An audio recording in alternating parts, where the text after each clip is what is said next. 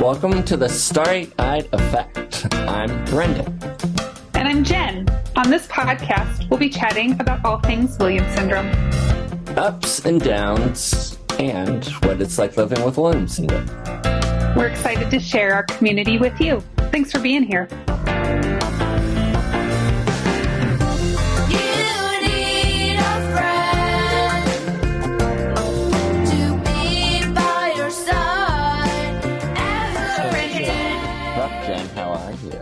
How are you? Could have slept better, but I'm here. You just had a busy weekend. It was pretty busy, but it was very productive and it was great. Well, so you're in Austin, right? You're flying home. Actually, you're at the airport getting ready to fly home. You've been in Austin for how many days? Since Friday. It's Friday. Okay. And the objective of your board, you do a couple, right? Like a year in person? Yeah. So we might do an in-person before the convention. We're not sure yet. We're still trying to figure it out because there's a lot of moving parts going on right now. And we're just trying to figure out what the best logical thing is to do. Yeah. So this meeting is where you guys were talking about the people who applied to be on the board for the upcoming year, and then sort of the send off, right, for the folks that their terms are completed and they're allowed now to go do other things and live their best life. So it was a bittersweet weekend. Yeah, especially yesterday for me. Like, I really tried to keep my composure until the end, but I couldn't, honestly. Like, it was so hard. But then I got over it and I was fine. You know, it's just I care so much about everybody, and I know it's not like goodbye. It's just see you later. That's the end of a chapter. But it feels like goodbye. What's it like being a person with Williams syndrome, being part of the discussions that help shape the organization that is designed to serve people like you? It can be really intense, but intense is good because then we're able to resolve things in a productive way. And even though we may not necessarily agree on certain things, we're still able to respect each other. Yeah. And, for me, when I came in, it was a really transitional point in time. So I've seen all of it, You've seen a lot. The upsides and the downfalls and the everything that happened after.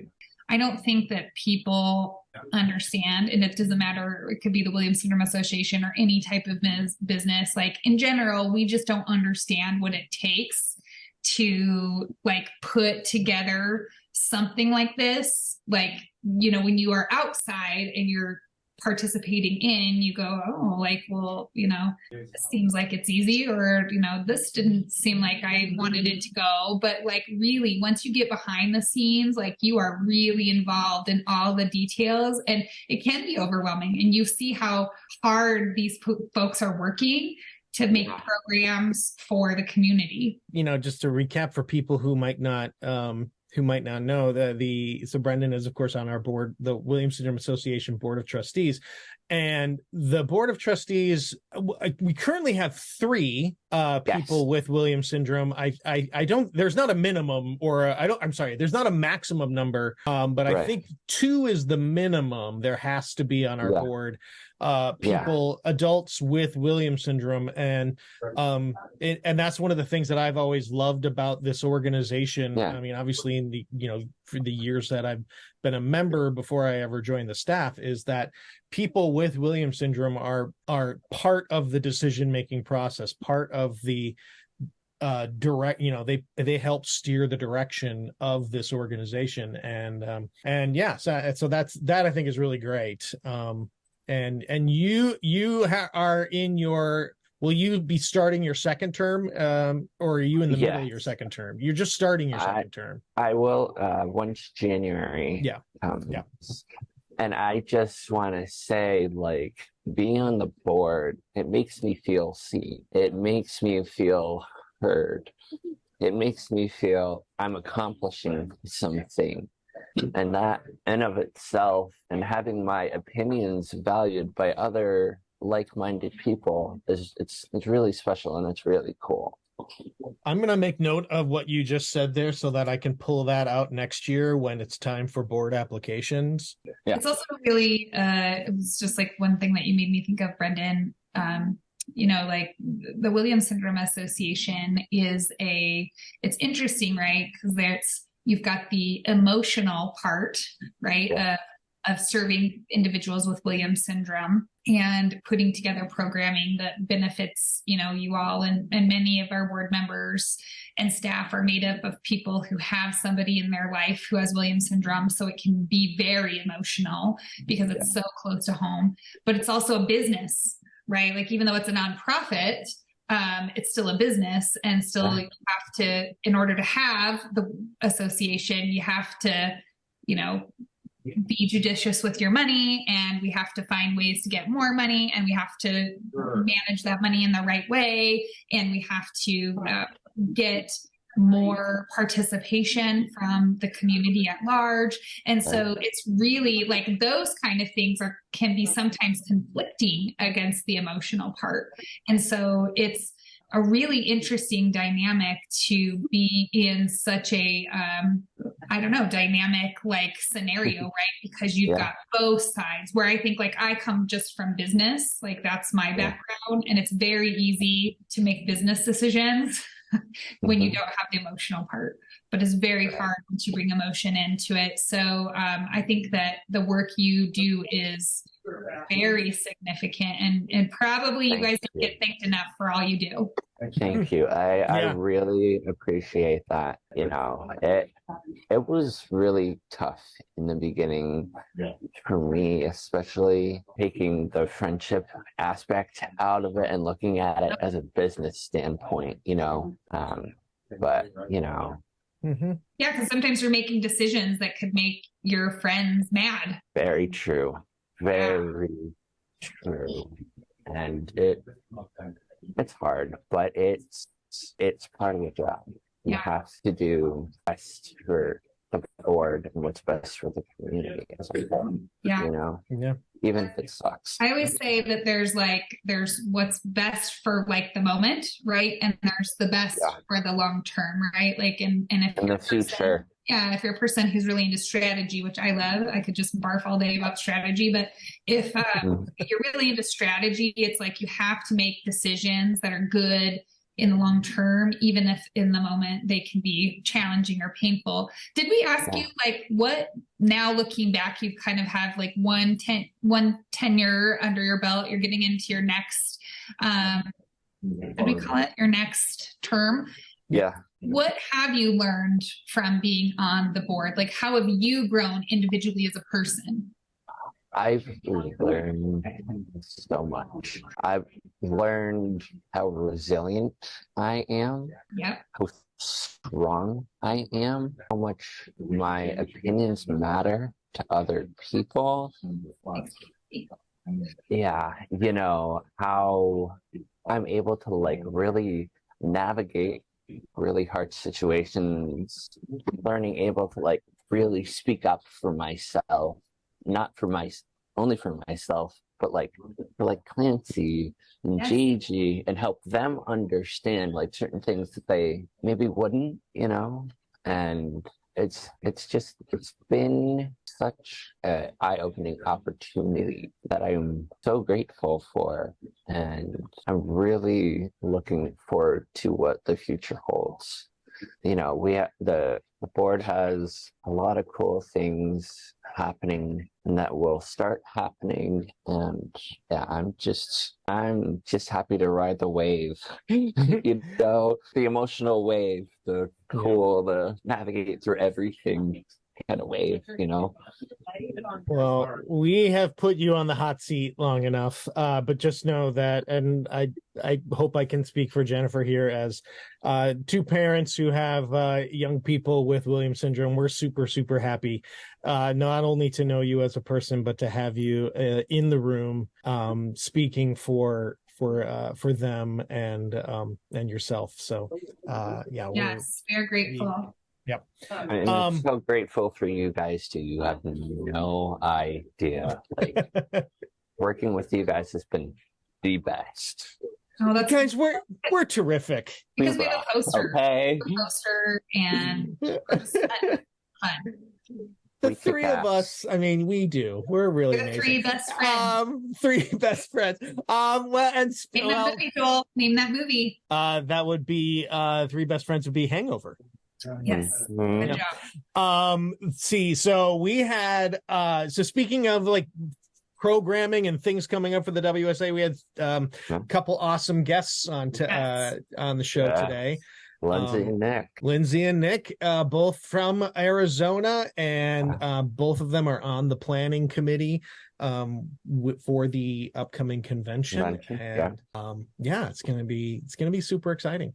They gave us some great tips. I think a lot of times, like, I mean, selfishly, like, I think convention is so exciting because you guys have heard me talk about it so much, but it can be a really nerve-wracking and stressful for a lot of people to even like consider coming to convention. And I think Nick and Lindsey did a really good job of sharing their experiences and maybe some like reasons why people should just take that leap of faith and come down to hot Arizona. And we learned it's cold inside, right? So, it's not just going to be so hot. All of the activities are mostly planned inside.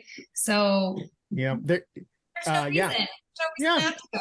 It's going to be good. And the hotel the hotel is literally right next door to the convention center where a lot of programming will be. So we'll have lots of opportunities to do really cool things. People have been living in Arizona for many, many years. People continue to do it. They like it there.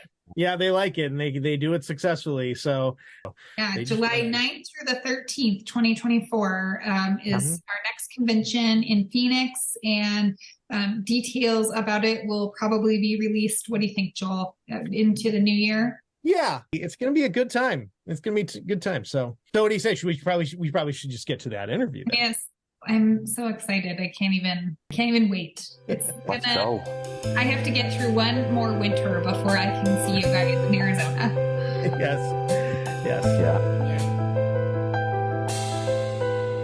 Yeah, I'll let you start, Brennan. Hi, Nick. Hi, Lindsey. How are you guys?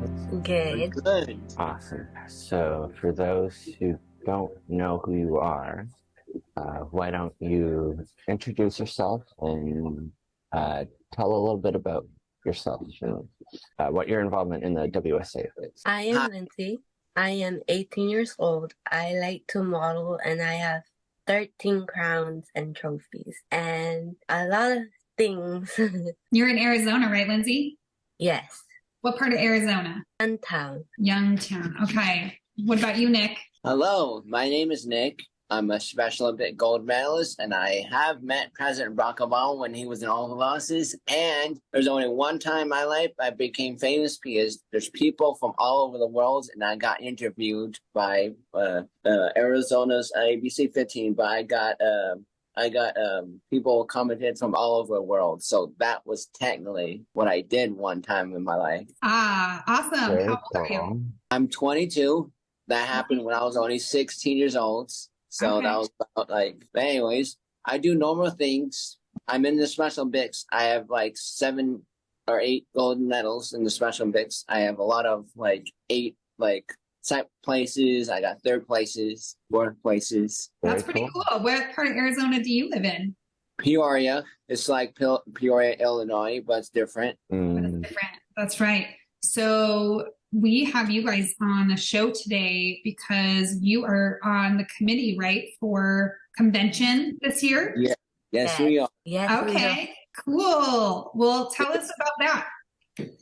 So back in 2020, this was supposed to happen, but COVID happened. But a few years later, I'm glad to finally say that my hometown is about to have a convention. I've been waiting so long for it. And this will also be my 5th convention because I went to the 2014 convention, the 2016 convention, 2018 convention, Chicago, and then there's going to be Phoenix. Okay, awesome. Lindsey, how about you? How many conventions have you been to? This is my first time. My Yeah. very That's awesome. year. Ooh, so you Yeah. just Wow. went like right in. Like, Yeah. I've never been to a convention, I'll just plan it. Yeah. That's cool. Well, I'm excited to meet you both. How did you get on Lindsey, how did you get on the committee for convention? First of all, I didn't know because I thought it's like a group or something. So Yeah. I just joined and then everything happened so fast. And then here you are. That's good. Yeah. Sometimes it's good to just put yourself in there and you don't know what to expect. Nick, how did you get on the convention committee? Well, of course, I didn't know that was going to happen so fast, but I am on the committee for the convention next year. I know there's a lot of people with Williams syndrome know how hot Arizona can be. Yes. A lot of people worry about I want them to know to stay in shade and drink lots of water before getting on the bus, because the bus and also being outside can be very extremely hot. Yeah, totally. Yeah. Lindsey, so tell us what you have been planning for convention. Well, Yeah. my sister and I have been talking about putting a salsa dance class for the kids to like move their bodies and like Yeah. get them moving and like do things and like not just stay there and just like not do nothing. Yeah, that's so important. I have a daughter who's 13 who has Williams syndrome and she loves to dance. So I think that's a great idea. And she hates to exercise. So that's like a good way to help her exercise without her knowing it. Yeah. And for me is to show people, like tell people about the Special Olympics and tell them how to, like, for instance, when I was little growing up, I used to eat horribly junk food, lots of junk food. But now these days, in my early adult years, I eat very healthy and I exercise. But also I'm so excited because I live about 20, 30 minutes away from downtown Phoenix. So it's really easy to get to the hotel because I was there at the meeting when they had the meeting at the hotel, and the last time I went there, it looked different. It did? Yeah, but now it looks a bit better. It looks so different now. Okay. They remodeled the hotel last time I went there. Last time you went there. Yeah. So it sounds like from producer Joel, he is saying that all activities that are being planned inside. So that's great. And I was also going to say, for anybody that comes to Arizona during the summer, usually like the outdoor spots have like misters, which is really lovely. And it gets cold at night. So like once that sun starts going down, like it is surprising in the desert how fast it can get chilly. So I think people think it's going to be like super hot, but I think we're all going to be okay. Mr. Joel also says that the hotel went through major renovations during COVID. So it sounds like it's going to be fancy. Oh yeah. But also another thing is, there's the Arizona Science Museum, and also there's we have the only the music instrument museum besides France, so it's going to be very easy to walk there or take buses there. Okay, music instrument museum. This sounds like up everybody's alley. Yeah, it's cool. It's cool. Been there before. What's it like, Brendan? It's really cool. Yeah, from what I remember, it was really cool. Like they had instruments like all over the world from all like different time periods. And yeah, and also another thing is at the end you can actually play the instruments. Right. Yeah, Okay. it was really, really cool. Yeah, really cool.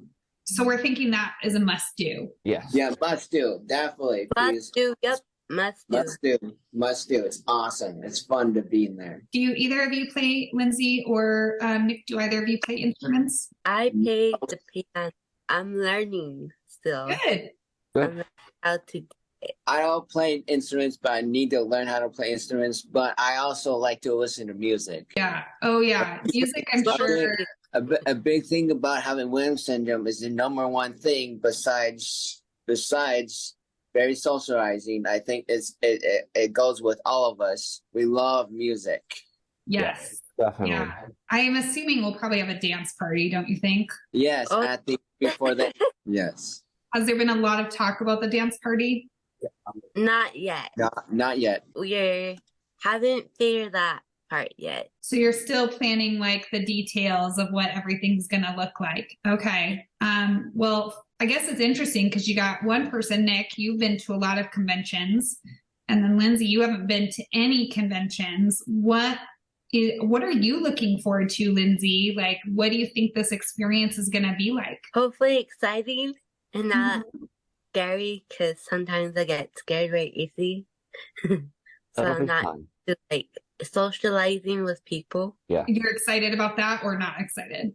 I'm excited. Okay. I'm ready for the Fans Convention to be here already and meet new people. Yeah, that's awesome. Nick, what are you looking forward to? I know there's going to be a lot of parents and not a lot of new kids, like never been to the convention or anything like that, or never like lots of parents just now learning about how their child has Williams syndrome. I know a lot of people have done that over the years. Yep. But I'm just gonna say it for everybody. I know there's gonna be a lot of people who are scared and like their parents are like they're gonna realize it's okay to be scared or not, because everyone's nervous. How like for instance, I didn't know. My mom knew like I had Williams syndrome, but I never knew that anybody else like had Williams syndrome like me until I went to my first convention in 2014, and then when I got there, it's like all these people look just like me, and their parents are very nice. Yeah. What was 2014? What was the where was that? In Anaheim, California. Anaheim. Okay. Yeah, because our first convention was 2016 in Columbus. I was there. You were. I was there. Oh, I no, was how there. have I ever met you? Because I was in the teens group. Oh, I get around, and I don't know how to say that. Sorry, I'm sorry. Not in a really like a nice way. I usually meet everybody. I stay out all night. I have so much fun at these conventions. So I like pride myself in the fact that I know like so many of you, but you've slipped through the cracks, mister. So I'm looking forward to meeting you. I know. I'm so sorry. There's so many parents out there. It's like their kids are going like everywhere. I'm just like, I'm sorry that I didn't get to meet you, but I know. here I am meeting you. We will. We'll meet in person for sure. I think though, Nick, what you bring up is a really good point about first time, right? Like there's a lot of people and parents included that are coming to these conventions for the first time and they don't know what to expect. And I remember when we first came to Columbus, we were very nervous. And the first day felt kind of stressful because you have so many people and obviously like people with so many different differences and similarities.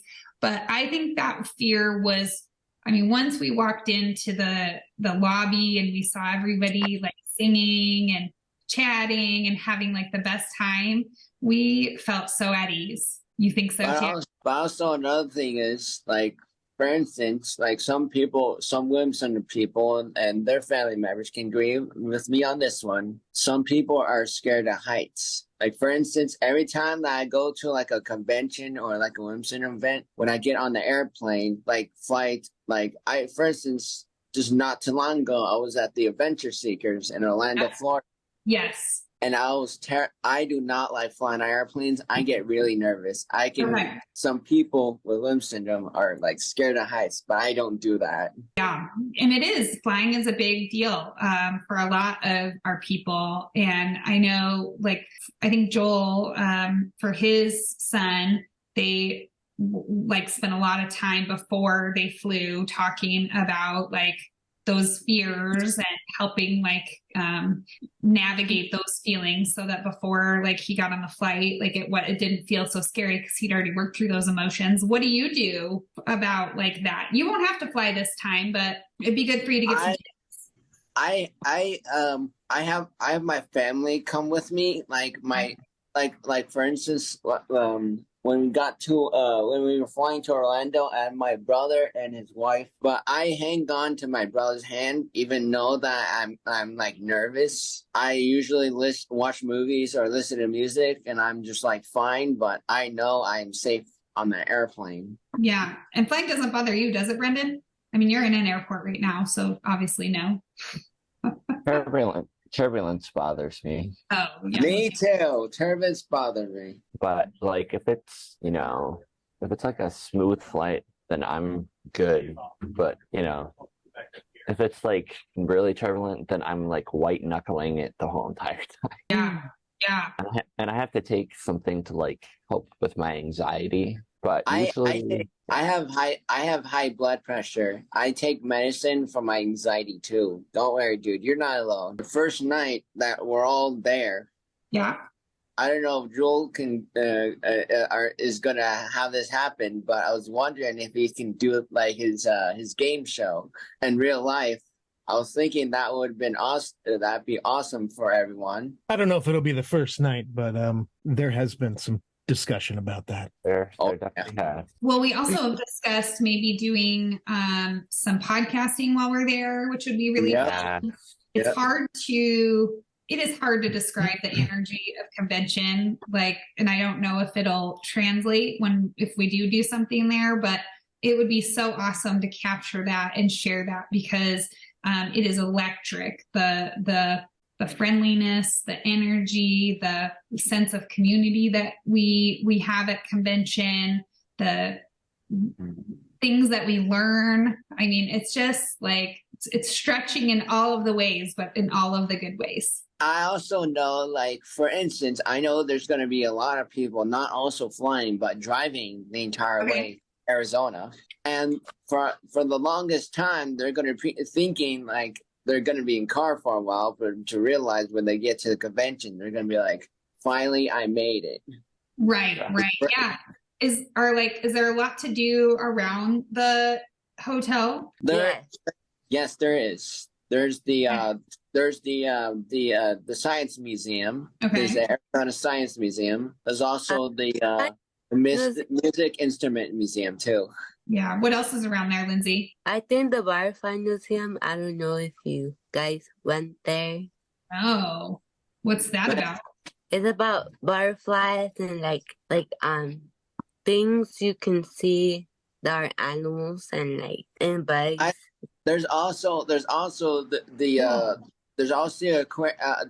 aquarium called the Odyssey Aquarium that I know probably maybe that the Williams Syndrome convention people might take a bus and go visit that because we do actually have an aquarium, and we also have the only movie theater in the entire world at Odyssey Aquarium. Oh, there's a movie theater in the aquarium. Yeah. But also, there's lots to do by the hotel. There's also another thing is there's going to be a lot of people stoked to hear me say this. There's this old spaghetti factory downtown Phoenix. That's fun. Food can be kind of a big deal, especially for our families who have littler kids. So making sure that we have lots of different food choices around is going to be helpful. So if they want to cool down, go to the pool. Cool. Yeah. Okay, let's talk about the pool. What's it like? I love the pool. I like swimming a lot. Okay. Yeah. So the pool, is it like an indoor pool or outdoor? Outdoor pool. Okay, that's going to be nice. But also another thing is, for instance, you didn't realize this, me and her actually boyfriend and girlfriend, but I know her very well that she has a peanut allergy. Oh, okay. Also, I'm gluten-free, so I know about what's like having to be gluten-free. I know there's a lot of peanut allergy and all that stuff, allergy, but there's going to be lots of food in Arizona. Lots of food for dietary restrictions, it sounds like. Yes. In case if people are allergic to candy or something, just tell the people because people don't know what they're eating until they get sick. Yeah, you've got to be careful with the peanut allergy for sure. Yep. Yeah.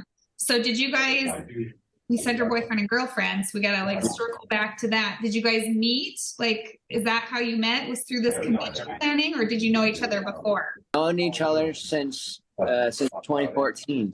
Yeah. Oh, okay. Okay. Well, that's really cute, you guys. I love it. And I'm sure there will be a lot of you guys like finding each other again after so many years and reconnecting. My daughter's 13, and so she always wants to hang out with all the adults, but then she's like, ew, they're kissing. That's gross. And I'm like, well, but that's what happens when you hang out with adults. So hopefully there'll be like a teen room, that or teen like lobby. Like there'll be an adult lobby and there'll be a teen lobby, because that's where my 13-year-old needs to be. But also every time that, for instance, I know we already talked about this. There's going to be not only that people from from the U.S., but also there's going to be people flying and like actually like taking their time to like. There's going to be people from all over the world that's going to actually fly down here and do like the convention. Like for instance, like from Europe, all over the world, just going to come to this convention, and it's going to be true. big. And that's big. It is so cool to meet people from other places. Do you guys think that we're gonna like? What are the chances that a Haboob will happen while we're all at convention? That is actually a huge chance. That actually will probably happen because I know, because I've done this so many times. I've been living in Arizona since well, technically I was born in Arizona, and then in 2012 my father we moved to Texas, and then sadly he passed, and then we moved back to Arizona. But I was born and raised in Arizona. But anyways, okay, it's such a strong big chance that will happen, because I know it's hard for other people, but it's like dust, and then there's like a thunderstorm, it's pouring rain, and it's like so a Haboob, for those listeners that have no idea what that is, it's like an Arizona thing. It's a dust storm, right? A dust storm turns into a thunderstorm. Yeah. I actually have been through one in Arizona, and it is no joke, you guys. Like, it's like we were saying, bring your umbrella. Like, if you get in one, it is like raining dust. And it can be really and it's bad. And it's really windy, like very bad. Really windy. Yeah. So we'll cross our fingers that we don't have any, although they're kind of interesting, because if you get in one, you can say, I've been in a Haboob, right? And that doesn't always happen to all of the people who don't live there. And I know there's some other people who think that that's weird, but another thing is, like, sometimes there's the actual thunder, the Haboob is like right underneath you, but you can't hear it. Like sometimes, like for instance, you can see it, right? You can see it, like you can see it, but you can't hear it. It's really interesting. Yeah. If you haven't noticed, I'm half Mexican. Yeah, you are. Yeah. Well, you do pageants, so you don't want to be stuck outside in a Haboob when you're all fancy, right? We did once. It was bad. You did? Oh, it was bad. It was bad. So we had to came inside and restart everything all over. Yeah. Well, you guys were saying, there are so many people from different cultures that come to the Williams Syndrome Convention, because in many ways they're looking for the leading research to take back to their respective countries. So it's also a really fun opportunity to network, not only with like people who live, in the United States, but who live abroad as well. So it'll be really exciting to see like what new faces we get just from that. I get nervous very easily. The thing I said last week. Yeah. Don't worry, you will do great. You're gonna do amazing. They did something like that at the last convention, because my mom and I actually hosted one of the tables with all the new incoming people that had never been to a convention before, and it was really cool getting to know like all the families and becoming friends with them afterwards, through social media. That was great. What would you do if you were nervous? Oh, what would you do, Brendan, if you were nervous?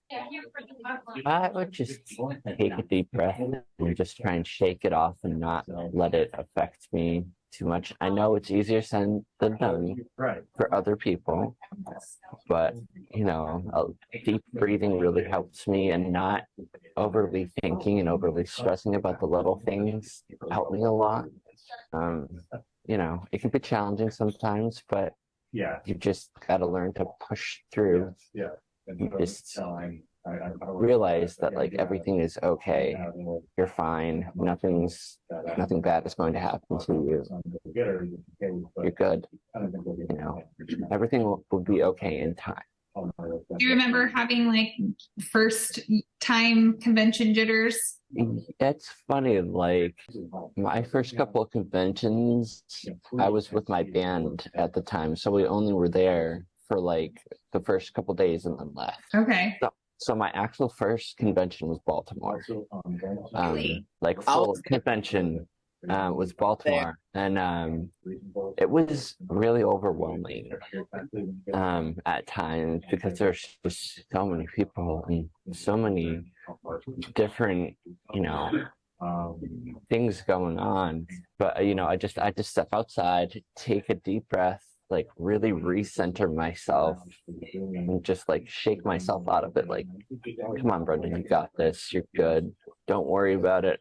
And then once I did that, it was a breeze. And then second convention, you were all good. Yeah, I had more experience, plus being on the board helped a lot of the social aspect of it being, more, what's the word, have more following, What I do when I get anxious, nervous, or anxiety or panicky, what I do is tell myself to relax, you got this, and tell yourself you're good. You got people right next to you that you know very well. You're gonna be fine. You're okay. When I first went to the convention, I was actually nervous. I was actually I was ready to meet people with WIM syndrome, but I didn't know there was other people who like me, who are like me to have WIM syndrome like me. But the 2016 to 2018 convention, over years, I got nervous, anxiety, but I got over my fears and everything.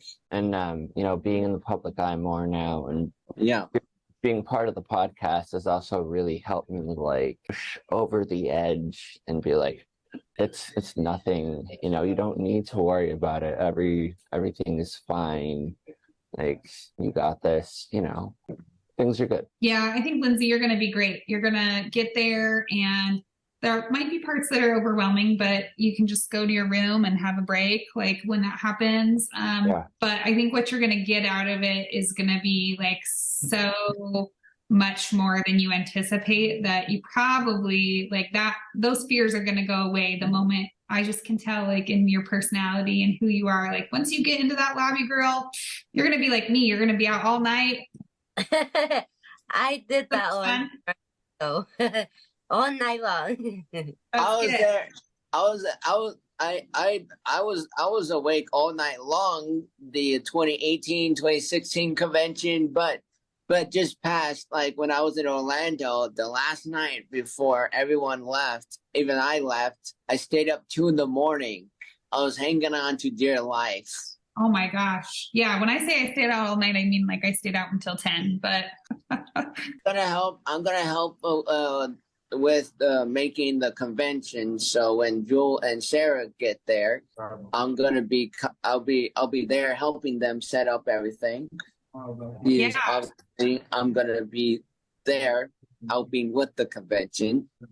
Well, I think that's a great way. That's the great way for us to wrap up this part of our podcast. Why don't the three of you, Lindsey, Nick, and Brendan, we'll start with Lindsey. Why don't you guys tell everybody why you think they should come to convention this year? We'll start with Lindsey. Because it's fun and it's a good way to start knowing different people who has Williams syndrome and not be scared, because I'm scared sometimes, but I push through it and let people talk to me and I talk to them back. So it's the way to meet new friends and meet new family and talk to the parents and talk to the kids at the same time. I think you all should come and have fun with us.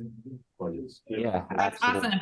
awesome. We're gonna have fun and enjoy ourselves and get to know other people. But also another thing is, I'm so excited and ready to say this. I'm excited to say welcome to my home state of Arizona. Yeah, there's so many great things to see it there, and I think you're right. They're gonna have a fun time. And also another thing is, if you're nervous, if your parents are nervous, you gotta tell them you got this, because every time that somebody comes through that are new or never met, I love giving my Williams syndrome family and like friends hugs, because I haven't seen them in a long time. That's always my favorite. Hugs. Yes, All yeah, the Williams syndrome kids like giving hugs. they do. Yes. They do, and you definitely will feel warm and welcomed and get all the good feelings. Brendan. Yeah, going to the convention, it's a great way to connect with people, connect with new people, see friends you haven't seen in forever, go to places maybe you haven't been before, or have been before, but it's been many years. Yes. And thank you guys for being on the podcast. We appreciate you sharing all the fun things that we've got planned for convention and just meeting you guys and knowing that the convention is in good hands. It's a treat to have you here. You've been listening to The Starry-Eyed Effect, presented by the Williams Syndrome Association. The show is hosted by Jennifer Keaton and Brendan Lemieux, and produced by me, Joel Listman. Theme song by Tommy Barbarella and Mariella Elm. Got a question for the show? Email us at podcast@williams-syndrome.org.